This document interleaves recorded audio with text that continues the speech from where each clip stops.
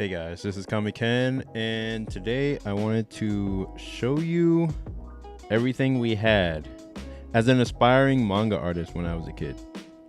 If you're in your late 20s to early 30s and you had any passing interest in becoming a manga artist in Japan, this was the video that we all had to learn from. This was all we had as a glimpse into the manga industry. This was the only thing showing us any footage of what it would be like to work in the industry. This was all we had.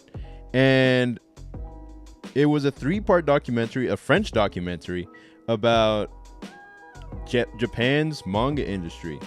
And this was basically my gospel. Like, it was all I watched just to figure out what are they doing over there to create the effects that they're doing in their manga. And this part is about Jiro Taniguchi, creator of The Walking Man. And back then, I would just watch these 3 videos. It's in 3 parts. I'd watch it religiously and look for other resources. But at that time, it was still early YouTube, and other resources weren't available. So I would just have to wait. Just have to wait until something else came out to teach me a little bit more about the manga industry. And that is when I stumbled upon this video. And this was simply an inking video for somebody's manga. And this was the second video that I would watch religiously because it was the only thing we had.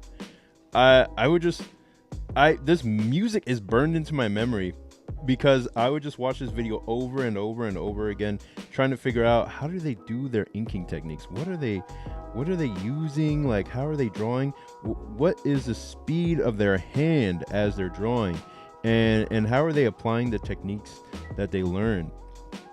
This was everything to me back then. And I would just watch this video over and over again, and I would try to copy what they were doing. Or even at the time that I first found this video, I didn't even have nibs or pens or ink or anything like that. I didn't even know that's what you needed. But when I finally got them, I would just copy what they were doing and how they were drawing it, and try to figure out, like, how can I make that work for myself? Like, how can I train my hand to do what they're doing with the pen and ink? And this was that second video that I found. And then the third video that I ever had that I would just watch over and over and over again was this one. I don't even know what the manga is called. It's, I don't know, something about like a zoo kid or whatever. And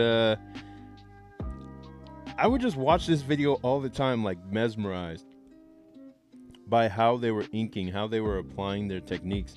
I was just like, what is that pen thing that he's doing with his finger or whatever? And I was just like, okay, yeah, let me look at all the lines and how he's just going over all of them. And it was just a sight to behold. And I watch it every day, like before school, trying to figure out and copy their movements, copy their techniques. Because like back when we were in like high school, middle school, like this was all we really had.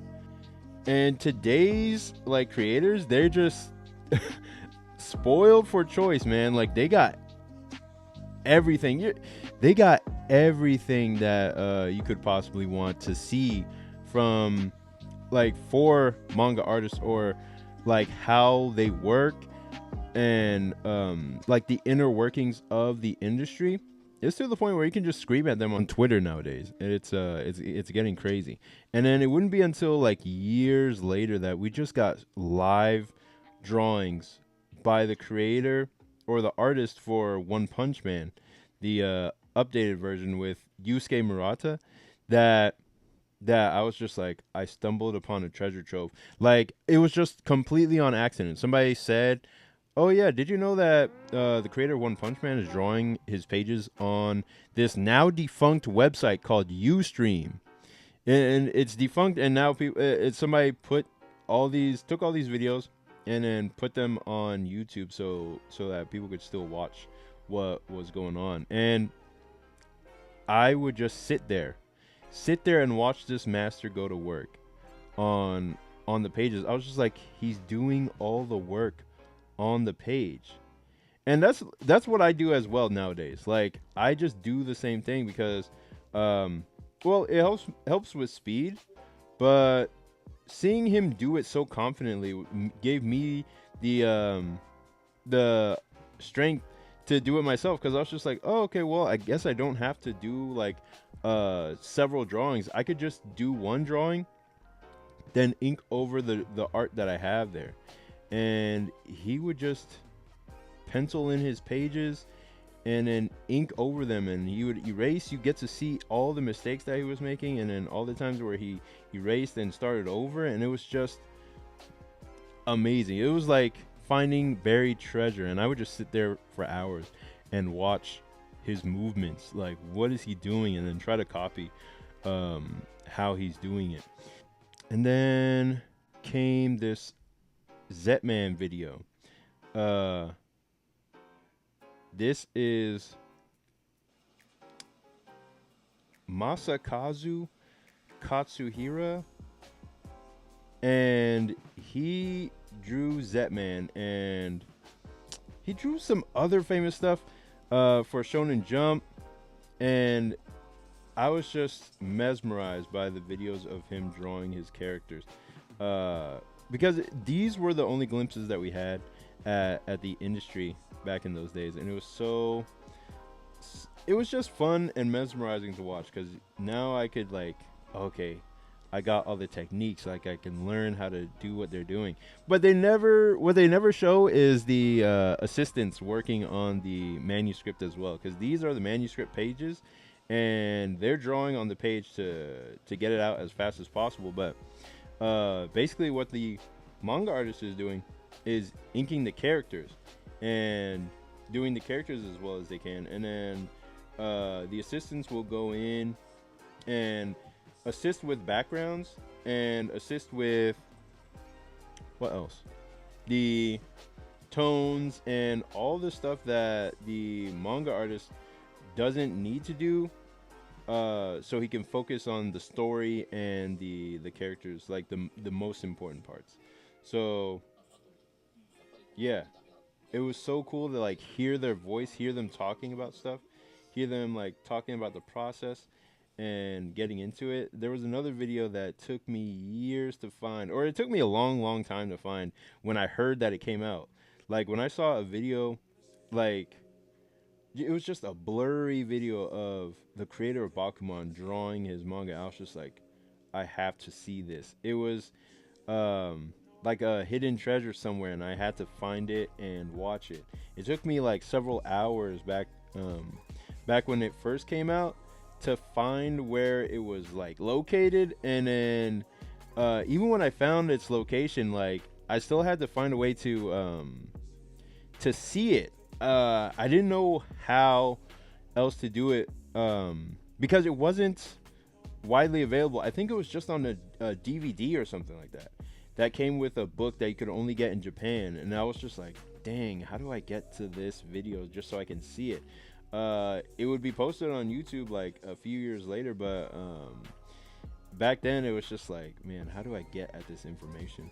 So yeah, things like this is like, people or aspiring manga artists these days are spoiled for choice. They have so much resources to choose from and to look at these days. It's not necessary to just look at the things that I saw back then. Now there's now it's like a normal thing for manga artists to post on YouTube, post on Instagram, Twitter, and even like the top tier manga artists are like active on social media, where they can show you their drawing process, and it's not like a big major secret anymore like it used to be. So yeah, we didn't have much back in those days, and I used to watch this particular video over and over and over again, just seeing how he was coloring it, how he was making it look so natural. And once that video came out, I was just like, oh, coloring is actually way easier than I first thought it to be. I thought it was almost like magic, what Eiichiro Oda was doing when he was, drawing this image. Like, he just goes from a rough sketch to crazy, a more like detailed sketch, all on the same page. Goes to once he gets it to a good location, he starts inking it, and then once the ink is dried and he's got it in a good place, he just starts with the coloring process. And I'm just like, whoa, okay, so he starts light first. He's using Copic markers. He just goes in, and I'm like, so you can do this all on the same page, and it's just a matter of putting down lines and knowing where they're supposed to go.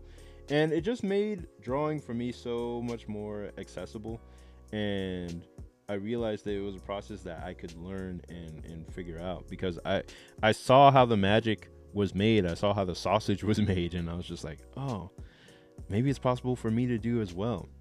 And that's what I've been doing pretty much this whole day. I have been inking pages of my latest webcomic, Saintly, and I've been using all the techniques that I learned on those videos, just putting down line after line, going as fast as I can. Like, I'm going at hyper speed on these pages. Like, this has all been done in the same day that I've been working. So I was just using techniques that I learned even at the Kubert school, like ink wash and whatnot, and using everything that I learned watching all those videos years and years ago to put together the pages that I have for Saintly. And I can't wait to take these all the way to finish. I'm going to put them in a digital program so that I could finish them off. But yeah, I'm just glad I got to show you a little bit of my history and take you down memory lane a little. And I hope you can see everything that I'm trying to put together in my latest webcomic, Saintly. It is a demon chase horror action comedy about two best friends who have to outrun the demon loan sharks that they borrowed from. Basically, it's like Scooby-Doo meets K-pop Demon Hunters without the K-pop. And the story backs the main character into a corner where she has to decide between the hard path to success or lose her soul to the lure of easy money. And we get to see the ramifications of her choice, and if she can hide this deal with the devil from her friend, or if it will tear them apart. And I hope you read my comic in the description and check out the story. It should appear in your email inbox or your spam folder if you don't see it. And that's pretty much it for this video. Please rate, comment, and subscribe, and I'll see you in the next one. Peace.